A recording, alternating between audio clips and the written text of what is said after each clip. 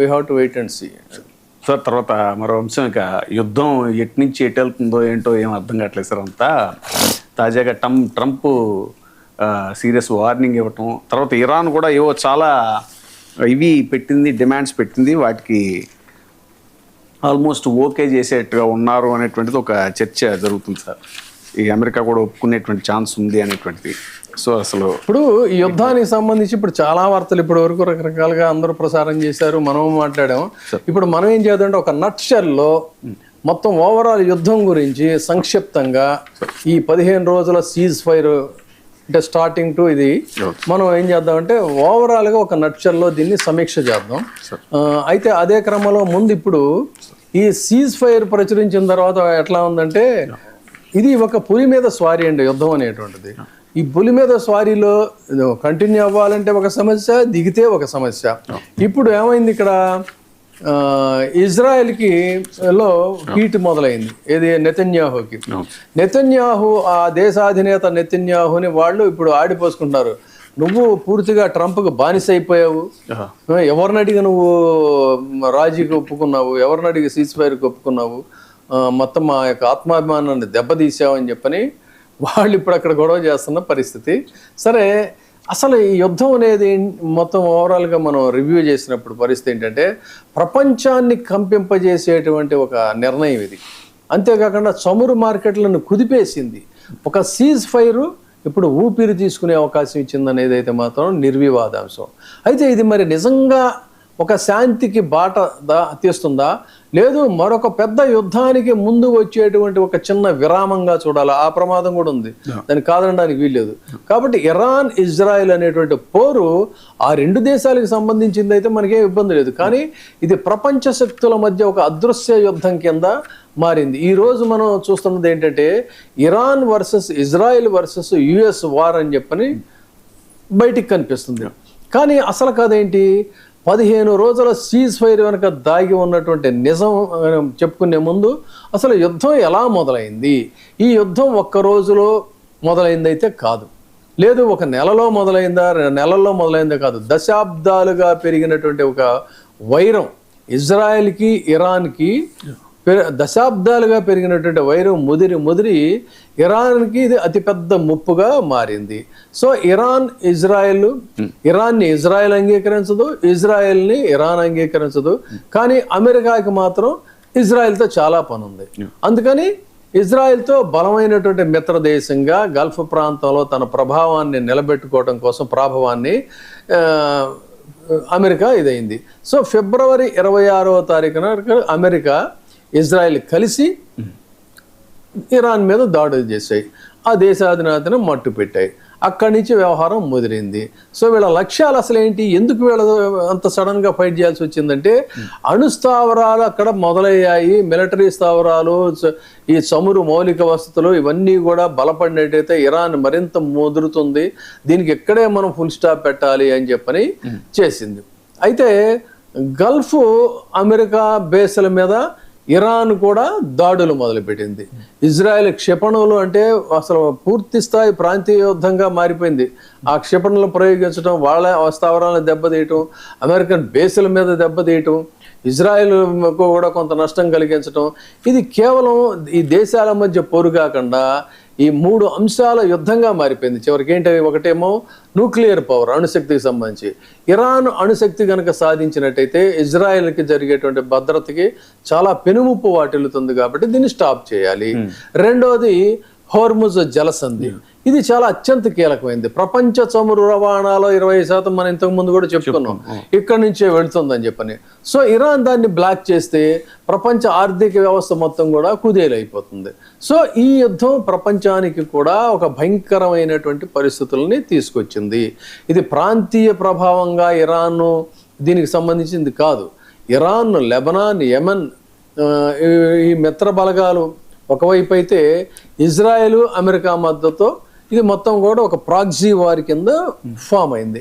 ఈ ప్రాక్సీ వారుకి ఇప్పుడు 15 days cease fire. ఎప్పుడు అది కూడా సీజ్ ఫైర్ ఎప్పుడైంది, నిన్న మనం డిస్కస్ చేసాం.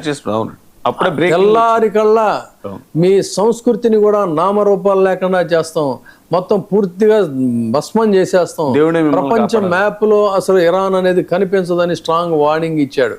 ఆ డెడ్ లైన్ కూడా దగ్గర పడింది. డెడ్ లైన్ కూడా దగ్గర పడితే తెల్లారితే ఏ వార్త వినాల్సి వస్తుందో అని ప్రపంచం అంతా కూడా ఉత్కంఠతో ఉన్న దీంట్లో చాలా ఒక నాటకీయంగా ఏమైందంటే 15 రోజుల సీజ్ ఫైర్ అనేటువంటిది వచ్చింది అని ఇక్కడ ఇది ట్విస్ట్. సో అమెరికా ఈ సీజ్ ఫైర్ని ప్రకటించింది.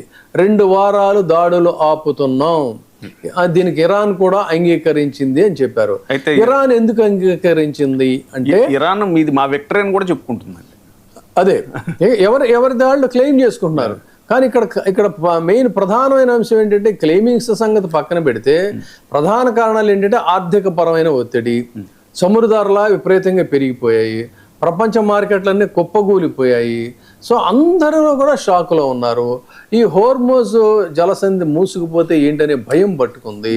అలాంటి పరిస్థితుల్లోనే ఇక్కడ ఈ సీజ్ ఫైర్ అనేటువంటిది మొదలైంది. ఇంకొకటి ఏంటి, మధ్యవర్తిత్వం. దీని గురించి చాలా కీలకంగా చర్చించాలి.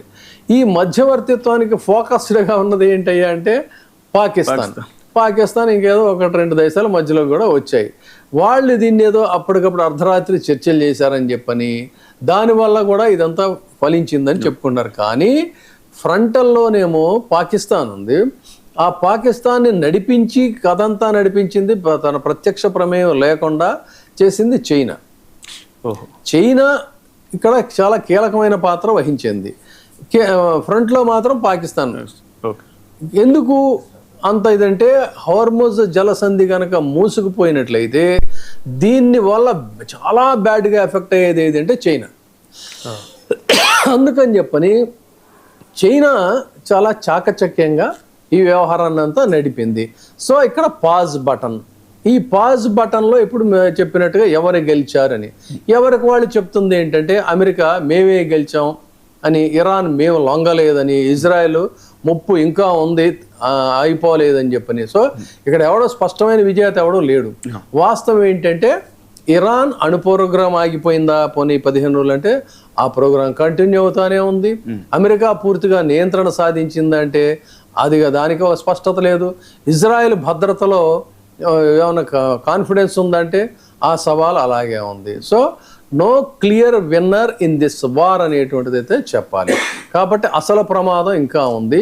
సీజ్ ఫైర్ ఉన్నా కూడా ప్రమాదం పొంచి ఉందనేటువంటిది అయితే వాస్తవం.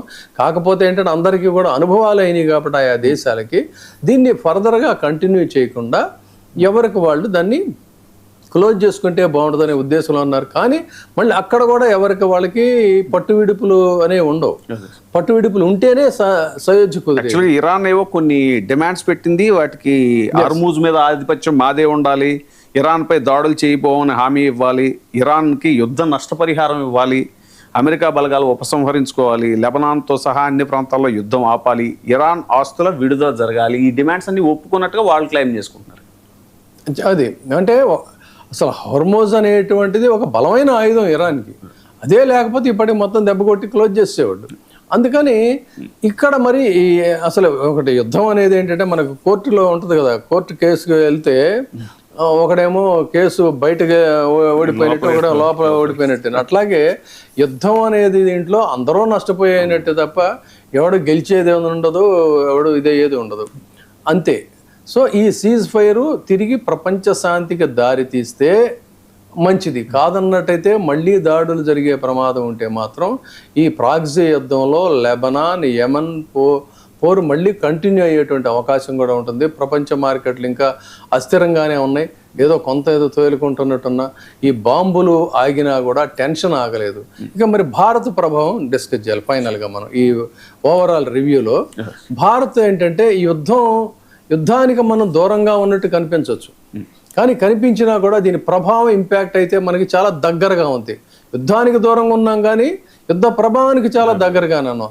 చమురు ధరలు పెరిగిపోయి, పెట్రోల్ ధరలు, డీజిల్ ఇవన్నీ కూడా ఒక భయంకరమైన ఫ్లక్చుయేషన్కి ఇదైపోయిన పరిస్థితి.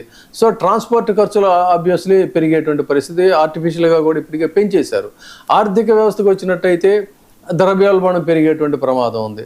సో ఈ యుద్ధం వల్ల మన ప్రతి ఒక్కడి జేబుకి కూడా రేపు దెబ్బ పడేటువంటి అవకాశం ఉంది. ఇక భవిష్యత్తులో ఒక 3 అవకాశాలు అయితే ఉన్నాయి. అదేంటంటే ఈ శాంతి ఒప్పందం సక్సెస్ అయితే మనకు కొంత రిలీఫ్, మళ్ళీ యుద్ధం కనుక మొదలైతే మళ్ళీ తిప్పలు తప్పవు. అందుకని ఈ ప్రాక్సీ వార్ అనేటువంటిది కొనసాగకుండా ఉంటే అందరికీ మంచిది, అంతిమంగా మన భారతదేశానికి కూడా మంచిదని చెప్పుకో.